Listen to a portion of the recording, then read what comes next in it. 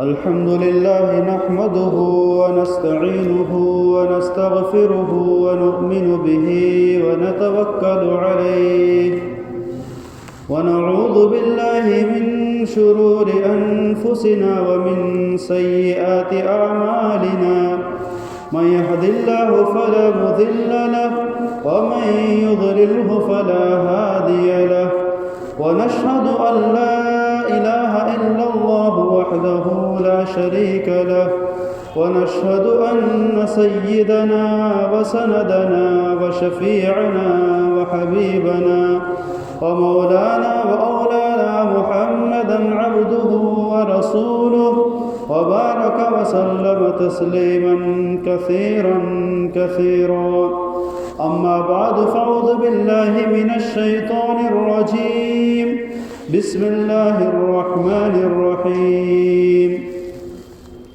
قل يا أيها الكافرون لا أعبد ما تعبدون ولا أنتم عابدون ما أعبد ولا أنا عابد ما عبدتم ولا أنتم عابدون ما أعبد لكم دينكم ولي دين صدق الله العظيم وصدق رسوله النبي الكريم ونحن على ذلك من الشاهدين والشاكرين والحمد لله رب العالمين.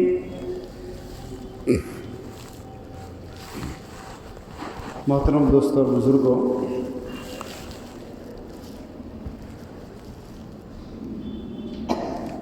اللہ تبارک و تعالیٰ نے دین اسلام کو زمین پر رہنے والے انسانوں کے لیے پسند فرمایا.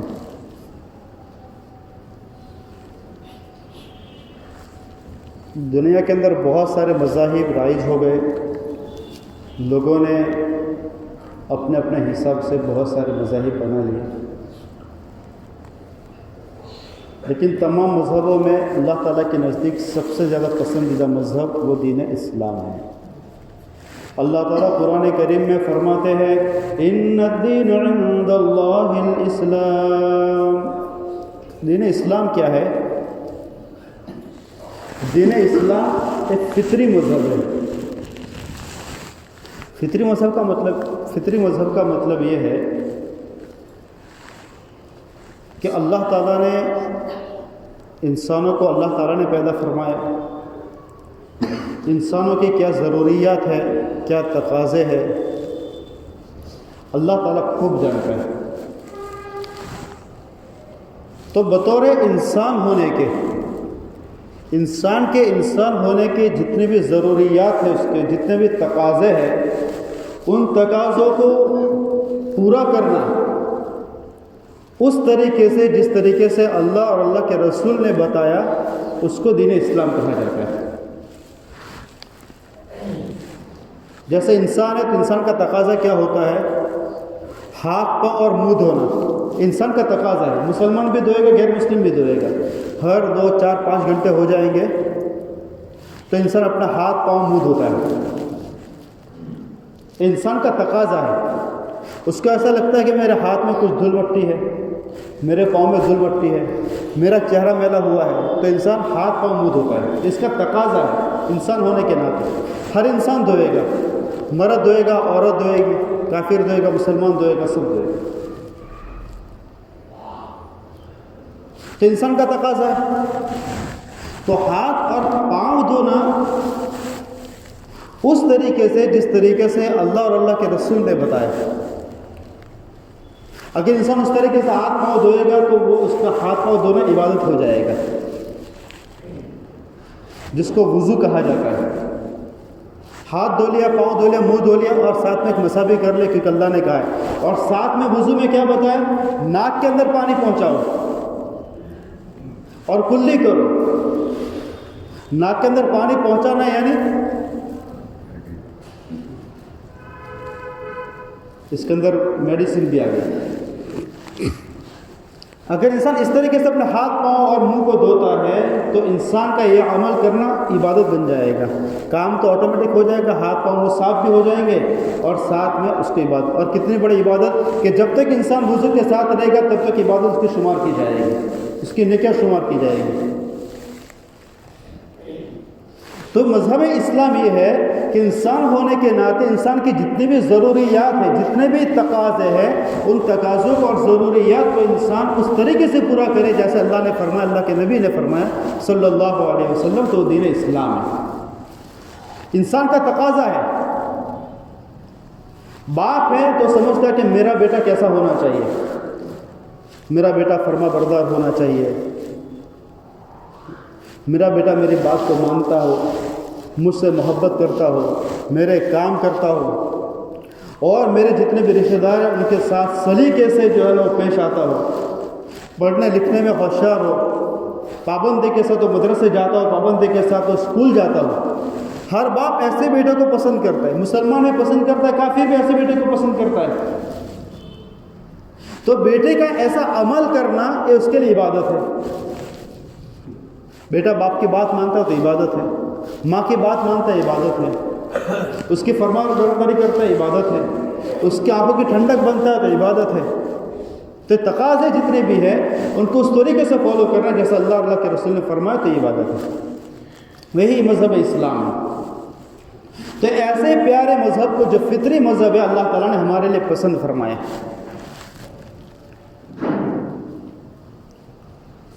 اور اس دین اسلام کے علاوہ دنیا کے اندر جتنے بھی طریقے رائج ہیں، اگر ایسے طریقے پر انسان عمل کر کے اللہ تعالیٰ کے پاس گیا، اللہ تعالیٰ اس کو ریجیکٹ کر دے گا. وَمَن يَبْتَغِ غَيْرَ الْإِسْلَامَ دِينًا فَلَن يُقْبَلَ مِنْهُ. دین اسلام کے علاوہ جتنے بھی طریقے دنیا کے اندر رائج ہیں، جتنے بھی ادیان رائج ہیں، جتنے بھی مذاہب رائج ہیں، اگر انسان اس کو فالو کر کے اللہ تعالیٰ کے پاس گیا تو اللہ تعالیٰ اس کو ریجیکٹ کر دے گا، اللہ تعالیٰ اس کو قبول نہیں کرے گا. فَلَن يُقْبَلَ مِنْهُ، قبول نہیں کرے گا اللہ تعالیٰ.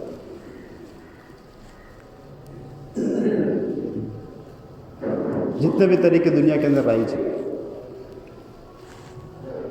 دیکھو، مدارات، حسن اخلاق، ہمدردی یہ الگ چیز ہے.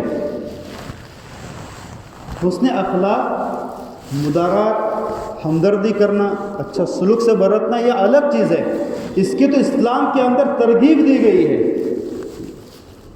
اگر تمہارا پڑوسی غیر مسلم بھی ہے تو بھی اس کے تمہارے اوپر حق ہے. اس کے بارے میں اللہ تعالیٰ پوچھے گا کہ تمہارا پڑوسی تھا، اس کے بارے میں تم نے کیا حقوق پورے کیے. مدارات الگ چیز ہے. بخاری شریف کی روایت میں ہے کہ اگر کوئی غیر مسلم دعوت دے تو دعوت کو قبول کیجیے. دعوت کو قبول کرنا جائز ہے.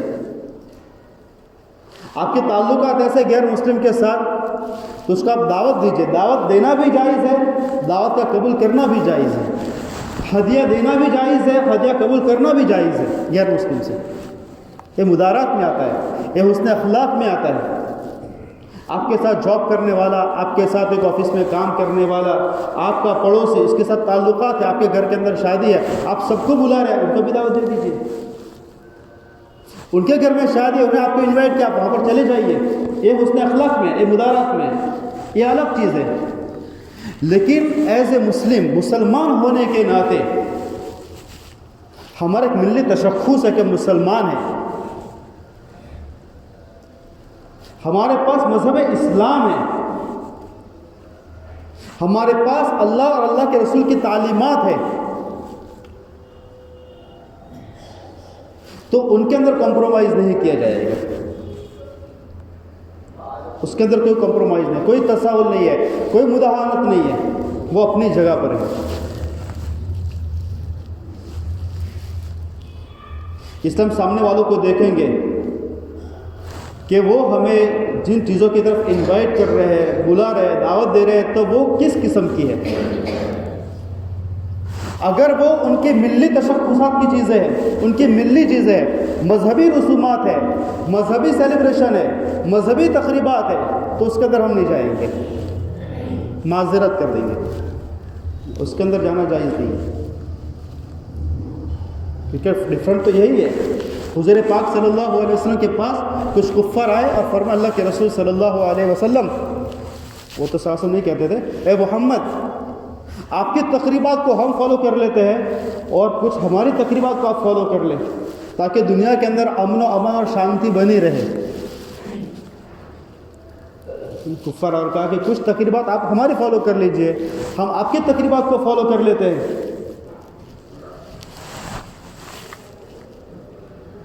تو قرآن کریم میں اللہ تبارک و تعالیٰ نے پوری سورت اتاری، قُلْ يَا أَيُّهَا الْكَافِرُونَ، جواب دینے کے لیے، اے کافرین، اے کفر کرنے والے لوگوں، لَا أَعْبُدُ مَا تَعْبُدُونَ، جن کی تم عبادت کرتے ہو میں ان کی عبادت نہیں کرتا ہوں، وَلَا أَنْتُمْ عَابِدُونَ مَا أَعْبُدُ، اور جس اللہ کی میں عبادت کرتا ہوں تنہا تنہا جو اللہ یکتا ہے اس کی تم عبادت نہیں کرتے ہو، تم تو متفرق جو ہے نا خدا کو بنا کر بیٹھے ہو، معبودان باطلہ تمہارے انگنت ہے، تم ان کی عبادت کرتے ہو، ان کو پوچھتے ہو،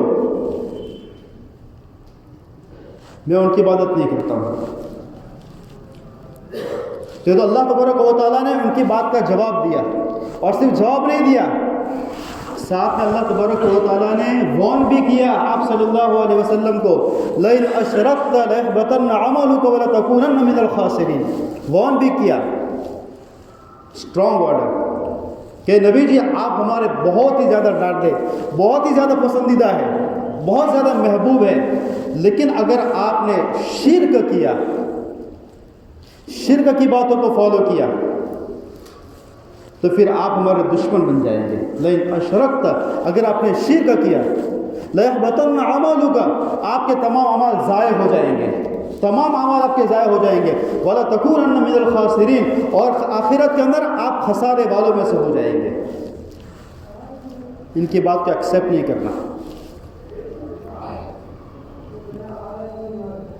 یہ کون کرتا ہے؟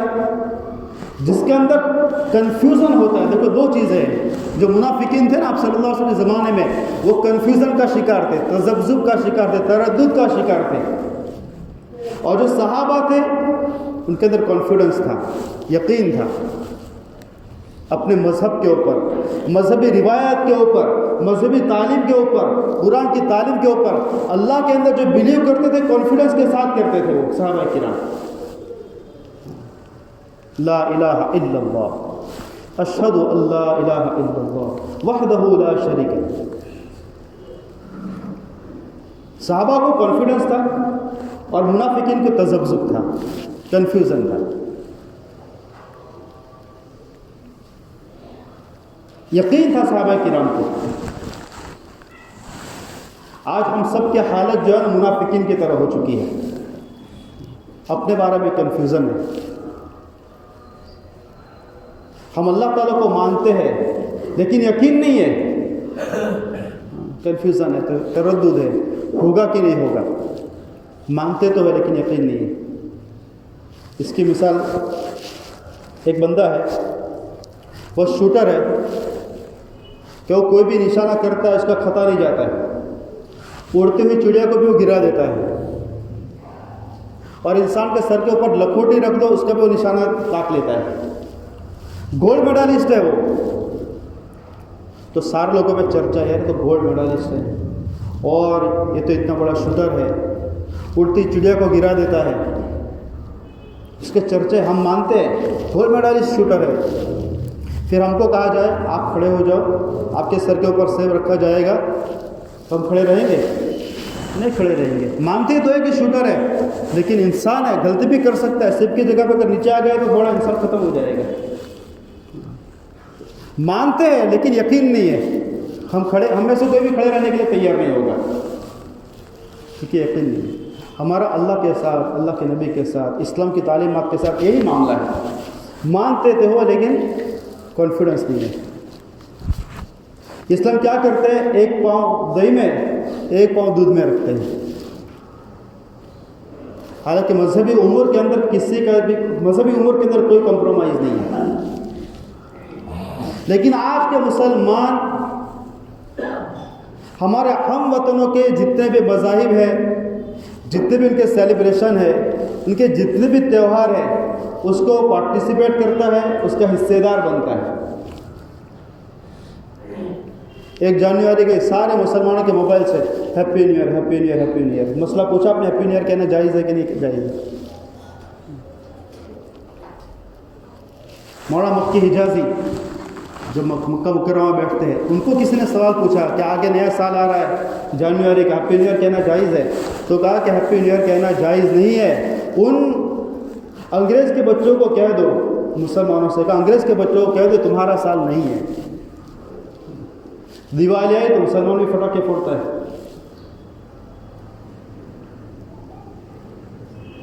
اور لاجک یہی ہے، سال جا رہا ہے خوشی کے ساتھ الوداع کرو، آ رہا ہے خوشی کے ساتھ اس کے استقبال کرو۔ اسلام کی تعلیمات میں آگے مکر سنکرانتی آ رہی ہے، اترائن آ رہا ہے۔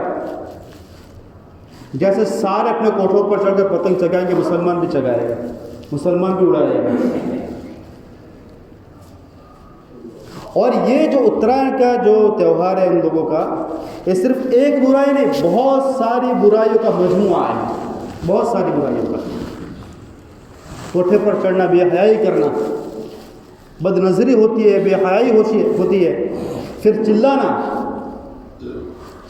جائز ہے لیکن کریموں کا کام نہیں ہے۔ حضور پاک صلی اللہ علیہ وسلم کے اخلاق میں آتا ہے وَلَمْ يَكُنْ عَلَيْهِ الصَّلَاةُ وَالسَّلَامُ فَاحِشًا وَلَا مُتَفَحِّشًا وَلَا سَخَّابًا فِي الْأَسْوَاقِ۔ حضور پاک صلی اللہ علیہ وسلم فاحش بھی نہیں تھے، فحش باتیں نہیں کرتے تھے، فحش کام نہیں کرتے تھے، نہ ایسے لوگوں کو پسند کرتے تھے، اور وَلَا سَخَّابًا فِي الْأَسْوَاقِ، اور نہ آپ صلی اللہ علیہ وسلم بازاروں کے اندر چلایا کرتے تھے۔ اور کوٹھوں پر چڑھ کر یہی ہوتا ہے، سٹیاں لگتی ہے، چلاتے ہیں، اور مرد سب ساتھ میں بے حیائی۔ حرام کاموں میں سے بے حیائی کرنا حرام کاموں میں سے ہے، بد نظری کرنا حرام کاموں میں سے ہے۔ اور پتنگ کا اڑانا، کبھی آپ نے سوچا کہ جو پتنگ اڑایا جاتا ہے اس کے پیچھے کیا رسم ہے؟ ان لوگ کیا مانیتا ہے، کیا بلیو کرتے ہیں، وہ کیا سمجھتے ہیں، کیوں اس کو اڑایا جاتا ہے؟ اس کے پیچھے ان کی جو مذہبی رسم ہے، تو مذہب کا اس کے اندر کیا دخل ہے؟ ہم نے کبھی سوچا؟ ان کے مذہب میں ایسا کہا گیا کہ سورج کو بھگوان مانتے ہیں، وہ ان کا تو ہر فائدہ دینے والی چیز، نقصان دینے والی چیز بھگوان ہے، ان کا خدا ہے۔ تو ان کا ایسا کہنا ہے کہ سورج بھگوان، نعوذ باللہ من ذالک، سورج بھگوان، سورج کے جو ہے نا وہ جو گردش کرتا ہے، تو اس کے گردش کرنے کے اپنے جو ہے نا اس کے بروج ہے۔ سردیوں میں دن چھوٹے ہو جائے تو اس کی وجہ یہ ہے کہ سورج جو ہے نا وہ ساؤتھ کی طرف آ جاتا ہے، اور 14 جنوری کے بعد طلوع آفتاب، اس کا ٹائم اب گرنا شروع ہو جائے گا، 7:22 7:23 ہے، اب کم ہونا شروع ہو جائے گا۔ یعنی اب سورج جو 14 جنوری کے بعد سورج اب واپس جو ہے نا وہ اتر کی طرف جائے گا، اب دن بڑے ہوں گے۔ تو ان کا ایسا کہنا ہے کہ سورج بھگوان نے اپنی راشی کو چینج کر دیا ہے، دھنو راشی میں سے مکر راشی کے اندر چلے گئے ہیں، اور مکر راشی کو لوگ خطرناک سمجھتے ہیں۔ تو سورج بھگوان جو مکر راشی میں ہمیں نقصان نہیں پہنچائے، ہمیں کوئی تکلیف نہیں دے، اس کی وجہ سے ان کو خوش کیا جائے۔ تو ان کو خوش کرنے کے لیے ایک فیسٹیول ہوتا ہے، سیلیبریشن ہوتا ہے۔ اب مسلمان کوٹھے پر چڑھ کر کون سے بھگوان کو خوش کر رہے ہیں؟ ہمارا خدا تو ایک ہی ہے، جس کی عبادت کرو تو خوش ہو جاتا ہے، اس کو جو ہے نا ناراض کرو تو ناراض ہو جاتا ہے، نماز پڑھو تو خوش ہو جاتا ہے، نماز نہیں پڑھو تو ناراض ہو جاتا ہے۔ اب مسلمان کس کو خوش کرنے کے لیے اوپر چڑھتے ہیں؟ تو یہ مذہبی معاملہ ہے، اس کے اندر کمپرومائز نہیں ہے، جائز نہیں ہے، یہ شرک ہے ایک طرح کا۔ ہم تو یہ سمجھ کر نہیں چڑھتے، ہم تو ایسے خالی خوشی کے لیے چڑھتے ہیں۔ خوش انسان کسی چیز سے محبت کرتا ہے، اس سے خوش ہوتا ہے۔ تو اللہ تعالیٰ فرماتے ہیں، حدیث پاک کے اندر آتا ہے المرء مع من احب، انسان اسی کے ساتھ جائے گا جس سے محبت کرتا ہے۔ کس کے تہوار کو آپ پسند کرتے ہیں، کس کے ساتھ آپ محبت کرتے ہیں؟ انسان اسی کے ساتھ جائے گا جس کے ساتھ وہ محبت کرتا ہے۔ تاریخ کے اندر بہت سارے ایسے واقعات گزر چکے ہیں کہ ایک مسلمان کا انتقال ہوا، اس کا جنازہ ہو گیا، اس کو جو ہے نا غسل دیا گیا اور اس کو جو نہلایا گیا، نہلانے کے بعد اس کو کفن پہنایا گیا، کفن پہنانے کے بعد اس کو جنازے کے چارپائی کے اندر رکھا گیا، مسلمانوں نے اپنے کندھے پر اٹھا کر اس کو اس مذہب اسلام کے طور اس کی نماز جنازہ پڑھی گئی اور اس کو قبرستان کے اندر دفن کیا۔ کسی وجہ سے اس کی قبر کھولنے کی حاجت پیش آ گئی، قبر کھولی گئی تو قبر کے اندر وہ بندہ نہیں تھا، کوئی عورت تھی۔